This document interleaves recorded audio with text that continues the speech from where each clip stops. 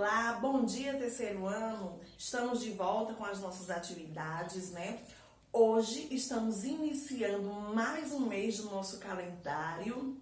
Estamos iniciando o mês de julho. Hoje, dia 1º de julho de 2020, né? Se não estivéssemos em meio a esta pandemia, hoje nós estaríamos de férias, né? Mas infelizmente, tudo isso ocorreu e para nós não ficarmos atrasados no nosso ano letivo, estamos dando continuidade às nossas atividades, certo? Hoje, quarta-feira, né, como a Pro já falou, dia 1º de julho. Hoje nós iremos trabalhar com o nosso livro de geografia. Portanto, precisamos que você aí da sua casa acompanhe com a Pro a leitura através do livro de geografia. Pegue aí, por favor, o seu livro, sente-se, vamos nos concentrar na nossa atividade de hoje, certo? Livro de geografia, página 44. Hoje nós vamos estudar a vida no campo e a vida na cidade. Lembra que nós estudamos esse conteúdo só que de forma separada, não foi? Nós estudamos a vida no campo. Aí nós vimos como foi a vida no campo, nós vimos também a vida na cidade e hoje nós iremos estudar os dois juntos, a vida no campo e na cidade. Pegue aí seu livro e vamos acompanhar a leitura. Existem pessoas que vivem em cidades pequenas, médias ou grandes. Conheça um pouco de suas características. Portanto, hoje nós vamos conhecer algumas cidades grandes, algumas cidades médias e algumas cidades pequenas, para depois a gente realizar a nossa atividade, certo? Cidades pequenas, vamos acompanhar aí a leitura. Apresentam um número menor de habitantes e atividades econômicas.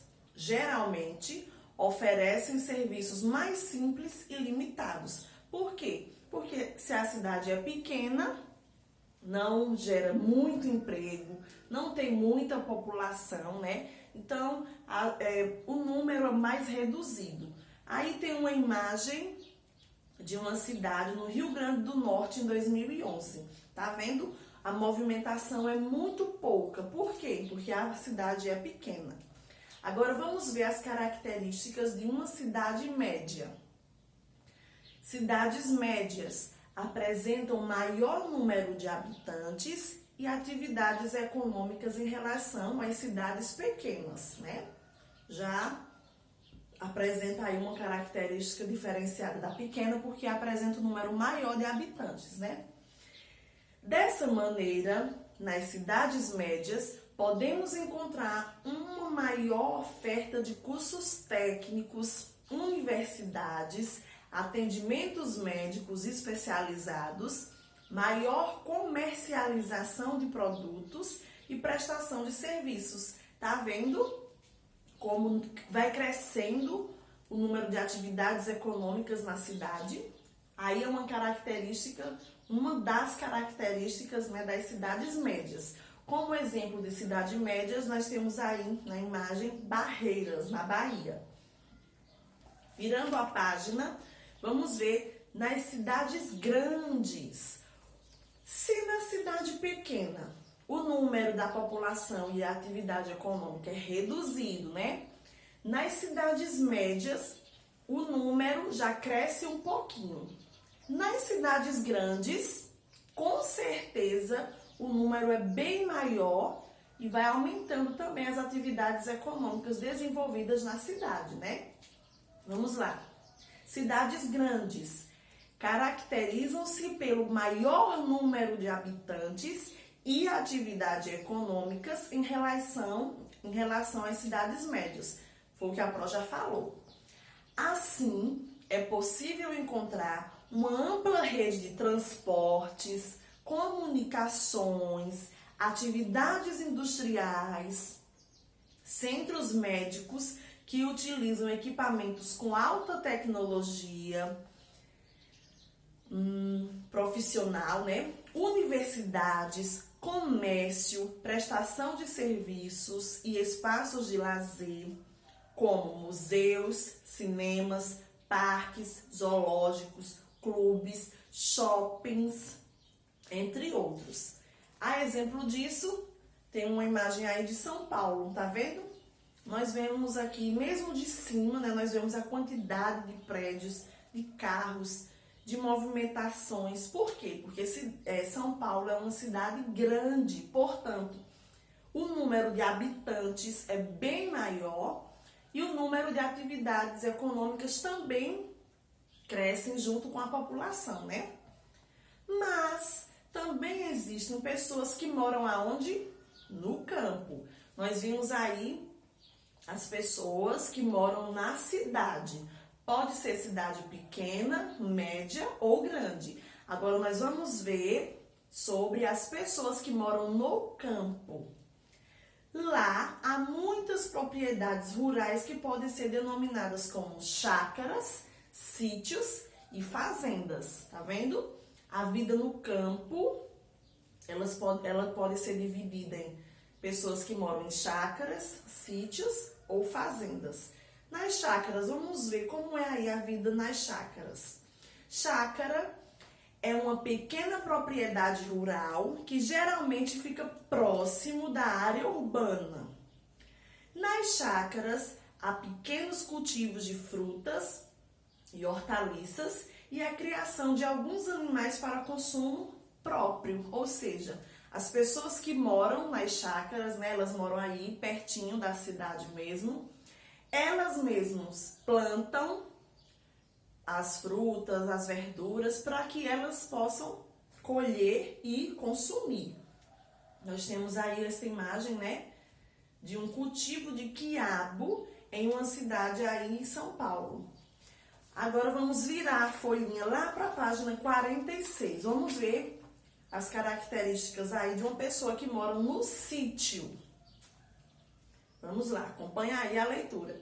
Sítio é uma propriedade rural maior que uma chácara, tá vendo?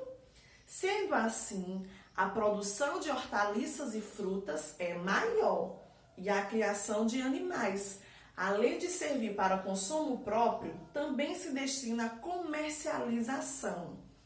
Os sítios ficam mais distantes da área urbana. Tá vendo como se diferencia aí da chácara? O sítio, né, já é um pouco mais distante da cidade. As pessoas que moram lá, elas cultivam tanto para elas consumirem, como também elas vendem, né, para as industrializações. Ou seja, elas vendem para que as pessoas, né, que têm verdurões, hortifrutis, possam estar vendendo. A exemplo de um sítio, aí ó, como é bonito essa imagem, em Virgínia, em Minas Gerais, tá vendo? Aí já tem também no sítio, né, já tem os animais, já se diferencia da chácara. E vamos ver aí a fazenda, como é que será a vida na fazenda? A fazenda é uma propriedade rural considerada a maior em comparação com as chácaras e os sítios. Além da casa da fazenda, pode haver áreas específicas para agricultura, para a criação de gado, criação de peixes e outras criações também. Geralmente estão longe da área urbana. Olha esse exemplo aí, né? Santana do Livramento, no Rio Grande do Sul. Tá vendo? Então, olha só, até agora nós vimos, né? A vida na cidade, nós vimos que tem as cidades pequenas, médias e grandes. Na cidade pequena, o número da população é pequeno e a atividade econômica também é reduzido. Nas cidades médias, nós vimos que o número é um pouco maior, né, de habitantes e cresce também um pouquinho a atividade econômica. Na cidade grande, nós vimos que o número da população também cresce, é grande, e o número das atividades econômicas também acompanham o número de habitantes, né? nas cidades grandes é onde tem mais atividades econômicas. Em relação à vida no campo, nós vimos que elas se diferenciam, né? Tem as chácaras, né? Que fica perto da cidade e os moradores que ali moram, né? Cultivam para o consumo deles próprios. Nós vimos que tem os sítios, ficam um pouco distante da cidade. Eles produzem frutas e verduras também, só que a diferença é que os habitantes dos sítios, eles produzem tanto para eles consumirem, como também para comercializarem. E nós vimos também a vida na fazenda. O diferencial da fazenda é que ela é distante da cidade, ela tem aí, em comparação às chácaras e sítios, ela é bem maior, né? E eles também têm as suas criações. Eles podem criar gados, peixes e tantas outras criações, tá vendo? Vamos ver aí na página 47, falando sobre o espaço escolar no campo. Porque como vocês lembram, na nossa última atividade, nós vimos que a atividade escolar, a escola, independente dela ser no campo ou na cidade, mas as crianças precisam estudar, não é? Não somente na cidade, mas as crianças no campo também estudam. As crianças que moram na roça também precisam estudar. É por lei, né? É direito de toda criança ter a sua escola. Então, nós vamos ver um pouquinho aí sobre o espaço escolar no campo. Vamos lá. No espaço rural, assim como no espaço urbano, há escolas para as crianças que vivem no campo. Tá vendo o que a Pro já falou, né? Lá, elas aprendem tudo o que as crianças da cidade aprendem em suas escolas. Porém, também estudam outros assuntos relacionados ao seu cotidiano, como aspectos da cultura local, preservação de recursos naturais, cuidados com os animais, com o solo, o plantio, a colheita, tá vendo? E olha essa imagem aí, os alunos no horário do intervalo de uma escola no espaço rural, aí no Pará. E na outra imagem tem uma aula prática sobre técnicas de cultivo em uma escola rural, aí no Ceará, tá vendo? Essas crianças são diferentes de nós, da cidade, por quê? Porque nós não estudamos, né, sobre como plantar, como arar uma terra, né? Porque nosso convívio aqui, nós não andamos fazendo plantações, né, plantando alguma coisa. Já essas crianças, no convívio delas, os pais plantam, né, tem roças. Então, seria interessante para essas crianças no campo aprender realmente, né, como cultivar uma terra. Cultura nos espaços rural e urbano. Agora nós vamos ver aí a cultura, tanto na cidade quanto, né, no campo. O Brasil é um país que apresenta uma rica diversidade cultural entre seus habitantes, tanto no espaço rural como no urbano.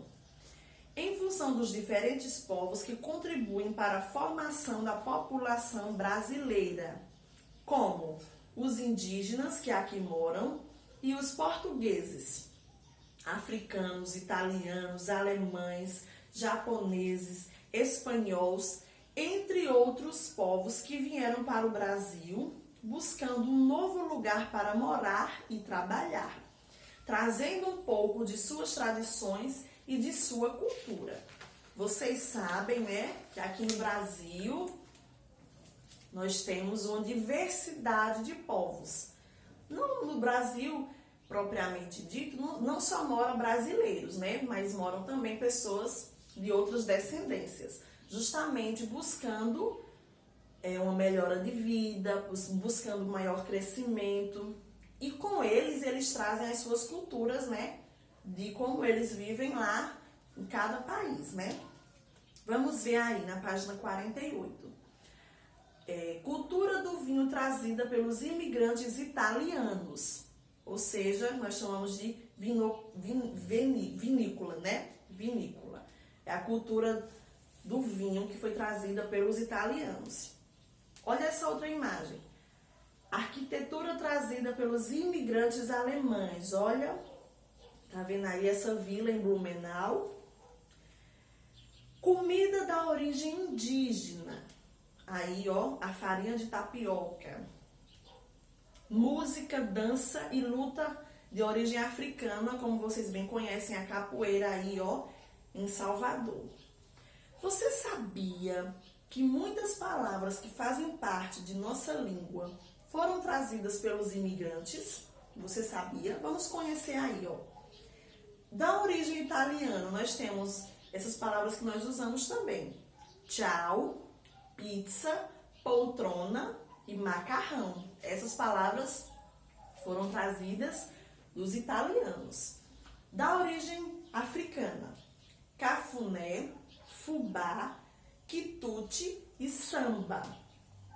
Tá vendo? Agora, depois de toda essa leitura que nós fizemos, nós vimos, né, a vida no campo e na cidade. A atividade que você vai realizar se encontra na página 49 e na página 50. Vamos lá. Estes são alguns alimentos de origem indígena que foram incorporados em nosso dia a dia, tanto no campo quanto na cidade. Marque os alimentos presentes em sua alimentação.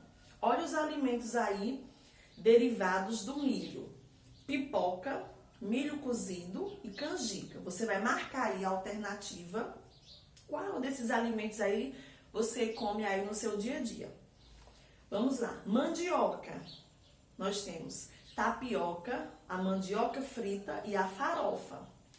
Peixe, moqueca, peixe assado e peixe na brasa. Então, essa atividade 1 está muito fácil. Você só vai marcar a alternativa das comidas aí que você já come aí no seu dia a dia. No segundo, qual é a descendência de sua família? Você já procurou saber? Se não, pergunte aí para os seus pais, para os seus avós, e você escreve aí para a Pro também conhecer qual é a sua descendência, certo? E existe alguma comida tradicional de sua família costuma fazer? Anote aí também. Na página 50, o Brasil é conhecido como o país do carnaval. Porém, foram os portugueses que trouxeram esta festa para o nosso país. Você sabia disso? Letra A. Como é comemorado o carnaval na cidade em que você mora? Aqui em Petrolina, como é comemorado o carnaval? Escreva aí. Letra B. Que outra festa popular existe em sua cidade? O que é comemorado? Procura pesquisar um pouquinho aí, se tem na nossa cidade outra festa popular, e você responde aí. Quarto. Com o professor e os colegas, nós não estamos em classe, portanto, você vai precisar da ajuda dos seus pais ou de um responsável por você. Pesquise atividades de lazer das pessoas que moram no campo e na cidade e registre por meio de desenho e escrita essas atividades.